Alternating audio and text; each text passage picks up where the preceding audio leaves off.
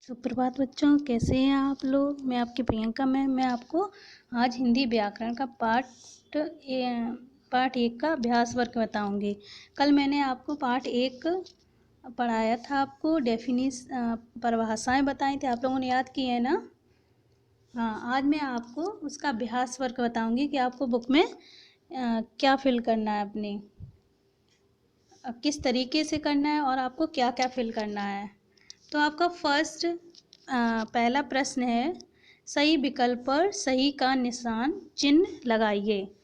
सही विकल्प पर सही का चिन्ह लगाइए। तो क्या है, विचारों के आदान प्रदान के साधन को कहते हैं।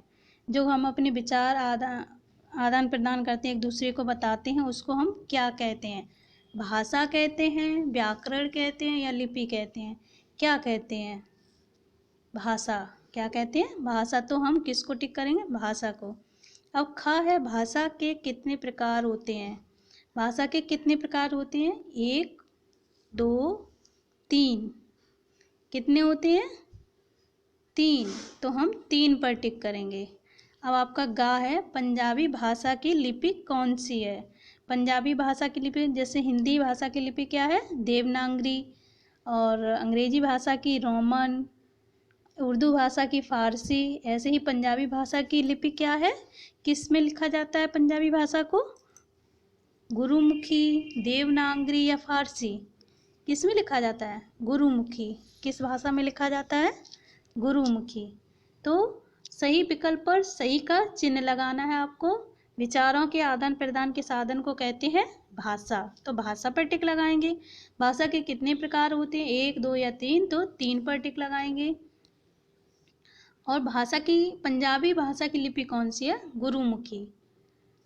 अब आपका प्रश्न नंबर 2, नीचे भाषा के रूपों के चित्र दिए गए हैं।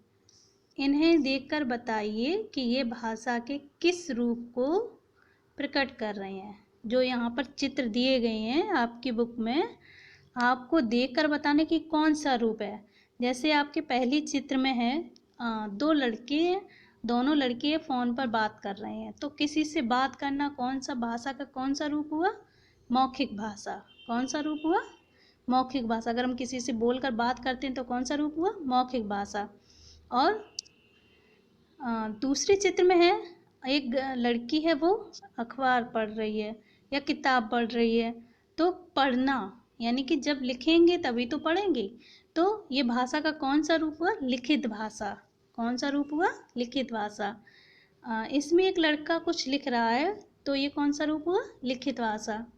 इसमें कुछ बच्चे बैठकर टीवी देख रहे हैं, तो देखकर सुन रहे हैं कुछ। तो सुनना किस रूप में था? मौखिक भाषा में। तो कौन सा रूप हुआ? मौखिक भाषा।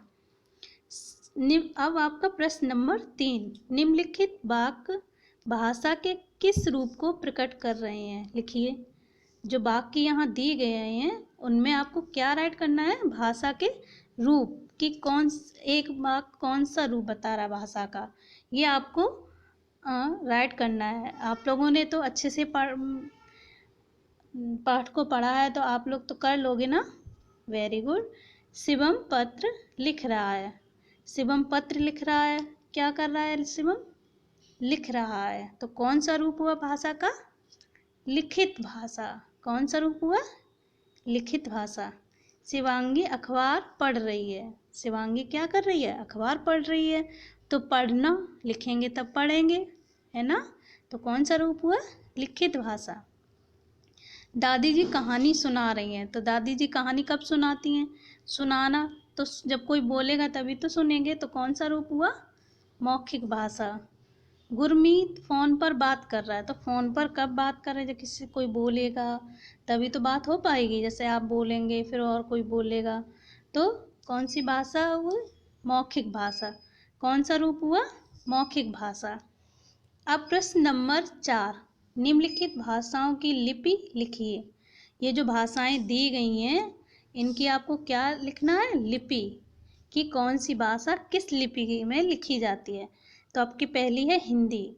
हिंदी भाषा कौन सी लिपि में लिखी जाती है? अगर आप लोग सामने होते तो बता देते, मुझे पता है बता देते।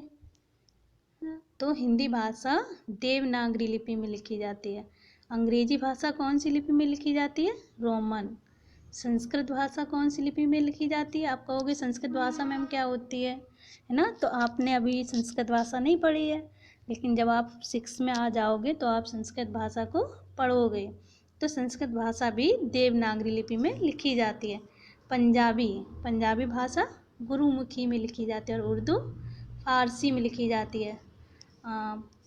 ये जो प्रश्न नंबर 5 में निम्नलिखित प्रश्नों के उत्तर दीजिए दिए गए हैं, इनको मैं कल आपको नोटबुक पर राइट करके दिखाऊंगी, तब आप वैसे ही नोटबुक पर राइट करना। आज आप अच्छे से इस पाठ का जो अभ्यास कार्य है उसको सुंदर सी राइटिंग में लिखना है, आपको अच्छे से लिखना है। Okay students.